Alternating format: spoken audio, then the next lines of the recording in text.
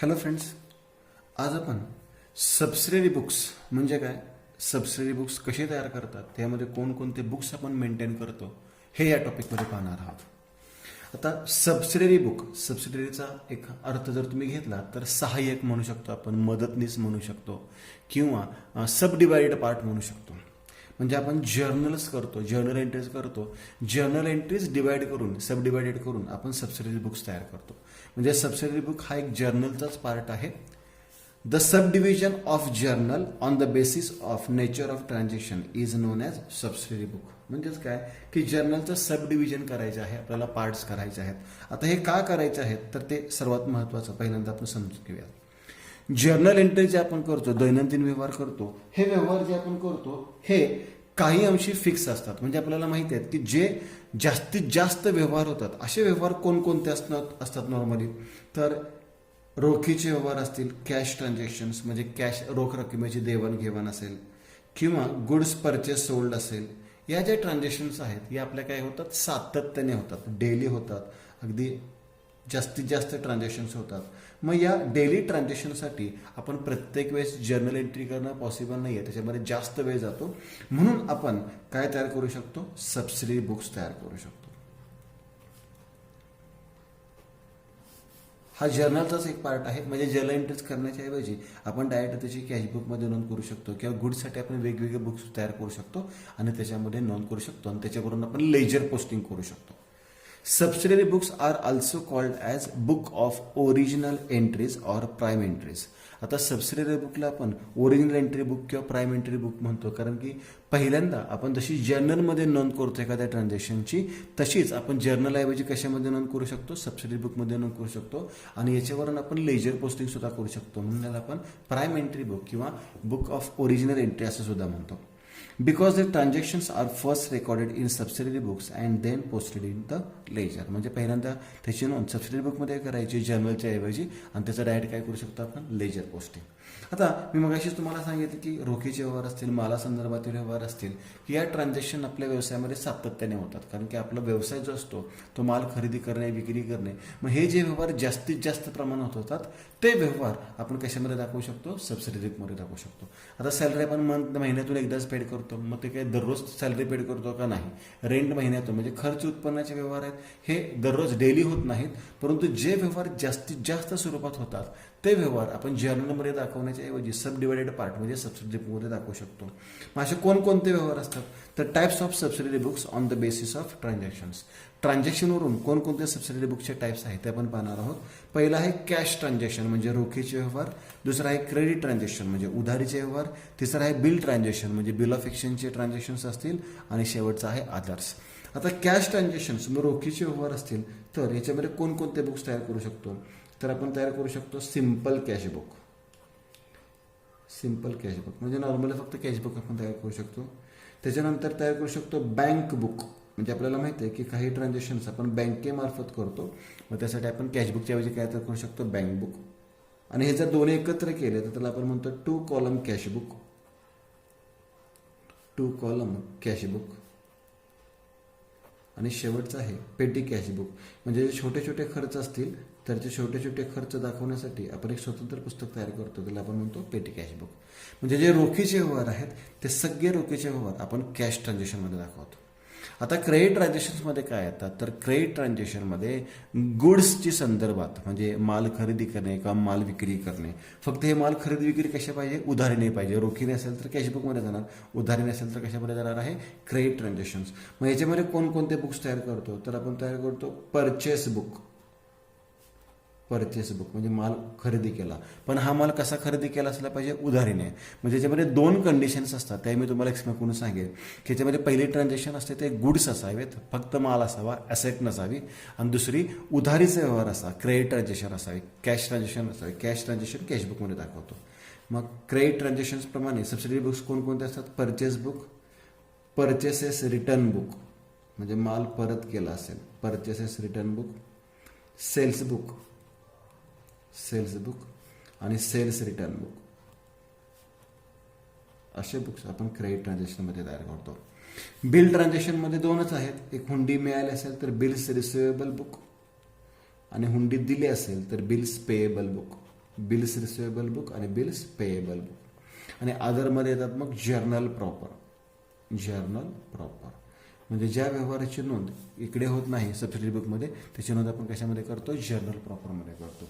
आता याप्रमाणे आपण सबसिडरी बुक्स मेंटेन करू शकतो. आता हे सबसिडरी बुक्स त्याच्यामधला पहिला पार्ट आज आपण पाहणार आहोत कोणता, कॅश ट्रान्झॅक्शन्स म्हणजे रोखीचे व्यवहार.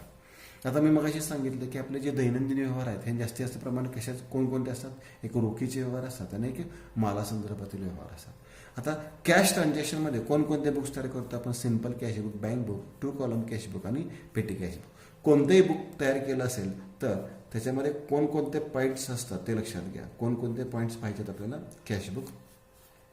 द लेफ्ट हँड साईड, डावी बाजू, the left hand side is known as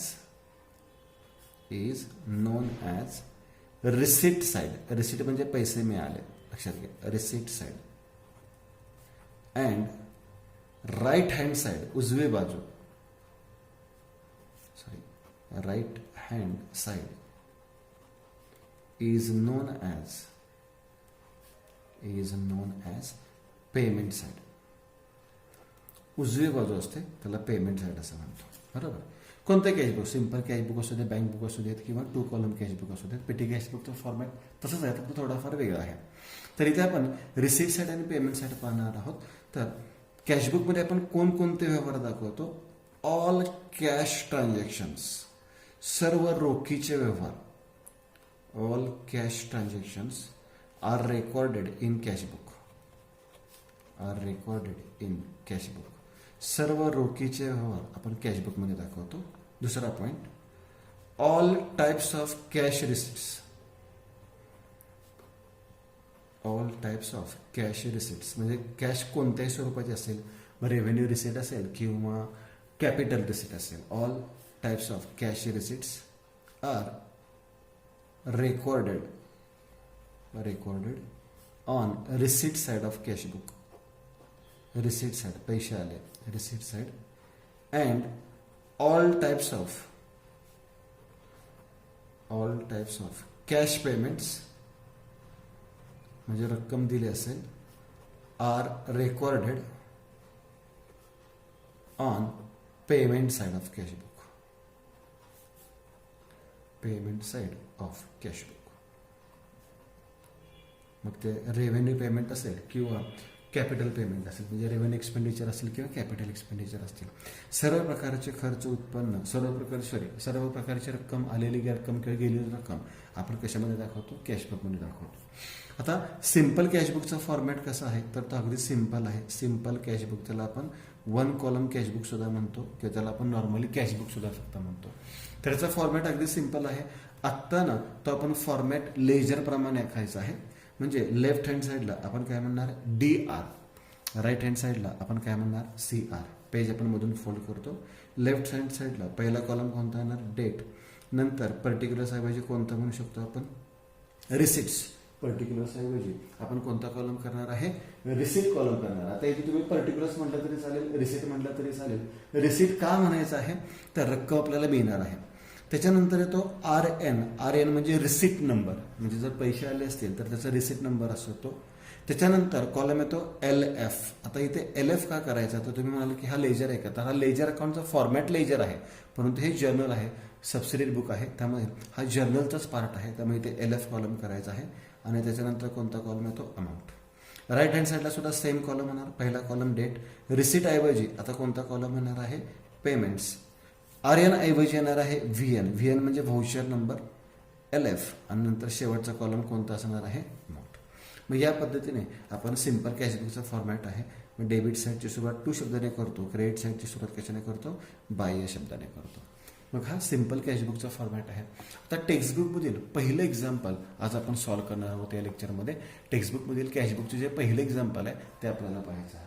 परत आता टेक्स्टबुकमध्ये पहिलं एक्झाम्पल कोणतं दिलेलं आहे, अगदी सिंपल एक्झाम्पल आहे.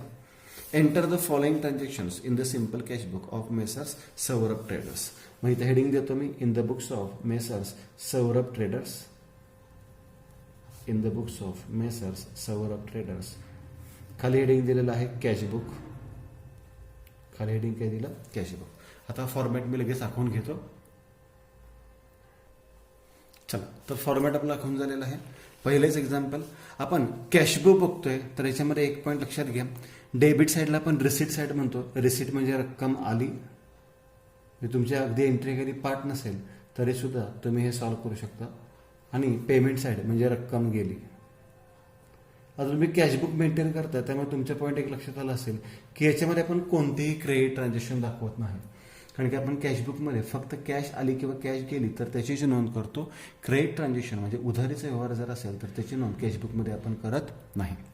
पाहूयात आता. Started business with cash. बिझनेसमध्ये कॅश आलेले आहे. मालकाने व्यवसायामध्ये रोख रक्कम आणलेली आहे. किती रुपये रोख रक्कम आणलेली आहे? 1,00,000 रुपये. रक्कम आली म्हणजे कोणत्या साईडला जाणार आहे? रिसिट साईडला. 2019 जुलै 1 काय लिहिणार आपण? To capital account. To capital account आणि रक्कम टू कॅपिटल अकाउंट रक्कम लिहिणार आपण 1,00,000 रुपीज. 1,00,000 रुपये. आपण बिझनेस अकाउंटिंग करतोय. नॅरेशन लिहिलं being started business with cash. Being started business with cash म्हणजे लेजर पोस्टिंग प्रमाणेच पोस्टिंग करायचं आहे. म्हणजे कॅशबुक जर असेल तर कॅशबुक जनरली लेजर दोन्ही पर्पजसाठी आपण वापरू शकतो. तर आपण कॅशबुकच्या डेबिट साईडला रक्कम आली म्हणून टू कॅपिटल अकाउंट ठेवलेलं आहे. Deposited cash into bank. बँकेमध्ये रोख रक्कम भरली. Deposited cash into bank. बँकेमध्ये रोख रक्कम भरली म्हणजे रक्कम आपल्याकडून जाणार. त्याची नोंद कुठे होणार मग? पेमेंट साईडला. 2019 जुलै तारीख आहे 3. कुठे रक्कम भरलेली आहे? Bye bank account. बँकेमध्ये रक्कम भरलेली आहे. रक्कम आपल्याकडून जाणार 80,000 रुपीज. 80,000 रुपये. Narration being cash deposited into bank. Cash deposited into bank. बँकेमध्ये रोख रक्कम भरली आपण. आता यानंतर परचेस स्टेशनरी फॉर कॅश. आता इथे स्टेशनरी परचेस केली. आपण फक्त कॅशचा विचार करायचा आहे. स्टेशनरी परचेस केली म्हणजे स्टेशनरी येणार आणि कॅश जाणार म्हणजे रक्कम गेली आपल्याकडून. मग पेमेंट साईडला 5 तारीख बाय स्टेशनरी अकाउंट. किती रुपयाची स्टेशनरी खरेदी केलेली आहे आपण? 2,000 रुपीज. 2,000 रुपये. आणि नॅरेशन लिहिलं being stationery purchase. Being stationery purchase. Stationery आपण परचेस केलेली आहे. यानंतर आहे कॅश परचेसेस. कॅश परचेस म्हणजे रोखीने माल खरेदी केला. रोखीने माल खरेदी केला म्हणजे माल येणार आणि कॅश जाणार. कॅश जाणार म्हणजे पेमेंट साईडला 7 तारीख बाय परचेसेस अकाउंट. किती रुपयाचा माल खरेदी केलेला आहे? 15,000 रुपये. 15,000. आणि नॅरेशन लिहिलं बिंग कॅश परचेसेस. रोखीने माल खरेदी केला. Bing cash purchases. 8 तारीख आहे sold goods for cash ₹20,000 at 8% trade discount. आता या ट्रान्झॅक्शनमध्ये आपल्याला ट्रेड डिस्काउंट दिलेला आहे आणि आपल्याला माहित आहे ट्रेड डिस्काउंट आपण कुठेही बुकमध्ये दाखवत नाही, फक्त तो वजा करतो. मग 20,000 रुपये वजा 8%. याचा 8% येणार 1,600 म्हणजे बॅलन्सिंग फिगर आली 18,400. म्हणजे ही एंट्री आपण किती रुपयाने करणार आहे? 18,400. Sold goods for cash. रोखीने माल खरेदी केला म्हणजे रक्कम येणार आणि माल जाणार. रक्कम आली म्हणजे याची नोंद कोणत्या साईडला होणार आहे? रिसीट साईडला. तारीख आहे 8 to sales account. To sales account. आणि रक्कम किती लिहिणार आपण? 18,400. 18,400. नॅरेशन लिहिले being sold goods for cash किंवा कॅश सेल्स म्हणा ॲट 8% TD. तर नॅरेशन फक्त या कॉलममध्ये लिहायचं नाही आपण, याच कॉलममध्ये फक्त रिसिटमध्ये लिहायचं आहे, पण जागेअभावी मी इकडे पण लिहितो. यानंतर 10 तारीख आहे पेड इन्शुरन्स प्रीमियम म्हणजे रक्कम जाणार आपल्याकडून, कारण की विमा खर्चाचे पैसे दिले. रक्कम जाणार म्हणजे कोणत्या साईडला लिहिणार आपण? पेमेंट साईडला. 10 तारीख by insurance premium. By insurance premium account. किती रुपये इन्शुरन्स प्रीमियम पेड केलेला आहे? 5,000 रुपीज. हा व्यवसायाचा खर्च आहे आणि रक्कम जाणार आपल्याकडून बिंग पेड इन्शुरन्स किंवा इन्शुरन्स पेड. कसं येणार नॅरेशनला.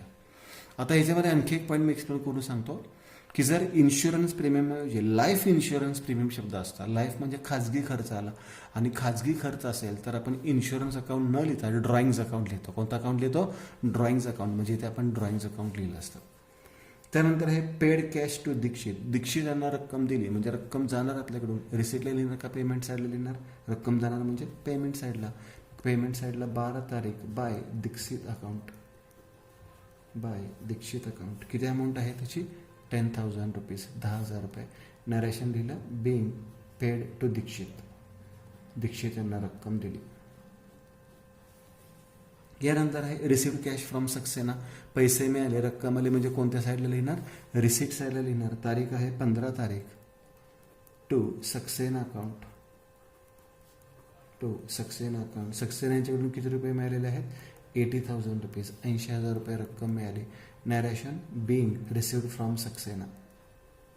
Received from Saxena. सक्सेना यांच्याकडून रक्कम मिळाली.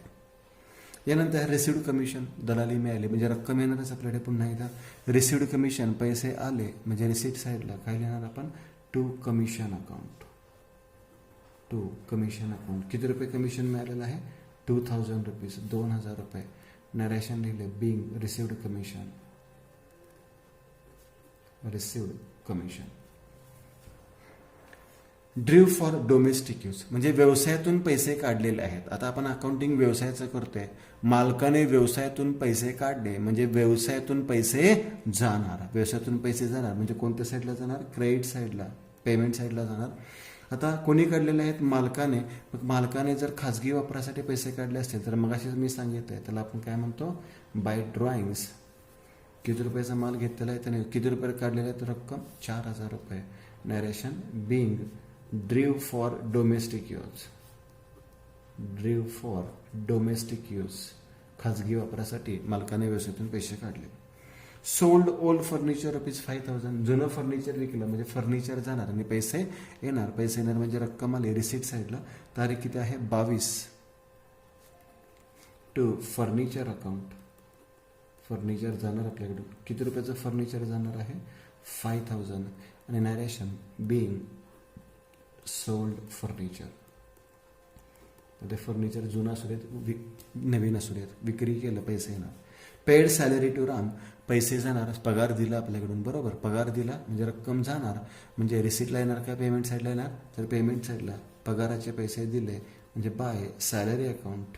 माहिती आहे आपल्याला खर्च उत्पन्नामध्ये आपण पर्सनल अकाउंट घेत नाही त्यामुळे रामचा काही उल्लेख करायचा नाही आहे. By salary account. किती रुपये पगार दिलेला आहे 6,000. नॅरेशन लिहिलं being salary paid. Being salary paid. To Ram लिहायची गरज नाही. आणि शेवटची ट्रान्झॅक्शन आहे रिसिव्ड इंटरेस्ट म्हणजे व्याजाचे पैसे मिळाले. पैसे मिळाले म्हणजे रिसिप्ट साईडला to interest account. To interest account. रक्कम किती मिळालेली आहे आपल्याला 4,000 रुपये. आणि नॅरेशन लिहिलं being received interest. Being received interest. मग या पद्धतीने आपण काय केलेलं आहे सबसिडरी बुक तयार केलेलं आहे, कॅश बुक तयार केलेलं आहे. त्याच्यामध्ये कोणतीही क्रेडिट ट्रान्झॅक्शन आलेली नाही आहे. जर क्रेडिट ट्रान्झॅक्शन आली तर ती कॅशबुकमध्ये आपण दाखवत नाही. आता ह्याच्यानंतर आपल्याला कॅशबुक काय करायचं आहे क्लोज करायचं आहे. मग कॅशबुक आपण क्लोज करताना काही वेळी जागा सोडायच्या आहेत. जी बेरीज जास्त असेल ती दोन्ही बाजूला लिहायची आहे आणि मग जी बाजूला फरक येईल तो फरक दाखवायचा आहे. आता इथे मला वाटतं डेबिटची बेरीज कदाचित जास्त असेल. 1,98,000, 2,09,400 म्हणजे टोटल किती आलेले आहे 2,09,400, 2,09,400. आता यातून ही बेरीज वजा करूया. 80, 82, 92, 1,02,000, 1,12,000, 1,22,000. 1,22,000 जर वजा केले 1,22,000, 1,29,000, 2,09,400, 87,400. महिन्याच्या शेवटची तारीख किती असणार जुलै महिन्यामध्ये 31. आणि त्याला आपण काय म्हणतो by balance carried down. Star करूयात, अंडरलाईन करूयात. हा फरक आहे आणि हा फरक ब्रॉडडाऊन करून ठेवतो आपण लेजरमध्ये जस्ट पाहिलेला आहे. जुलैनंतर कोणता महिना असतो August 1. To balance brought down. To balance brought down 87,400, 87,400. या पद्धतीने सिंपल कॅशबुकचा एक्झाम्पल आपण सॉल्व्ह केलेला आहे. पाहून घ्या. सिम्पल कॅशबुक आपण तयार करतोय. याच्यानंतर जो पुढचा लेक्चर असणार आहे, पुढचा व्हिडिओ असणार आहे, त्याच्यामध्ये 2 कॉलम कॅशबुक आणि पेटी कॅशबुकचं एक्झाम्पल कसं सॉल्व्ह करायचं आहे ते पाहणार आहोत. आणि त्यानंतर मग क्रेडिट ट्रान्झॅक्शन म्हणजे सबसिडरी बुक्स कसे करतो आपण, त्यात purchase book, purchase return, sales book, sales return आणि जर्नल प्रॉपर कसं करतो ते आपण पुढील लेक्चरमध्ये पाहणार आहोत. थँक्यू.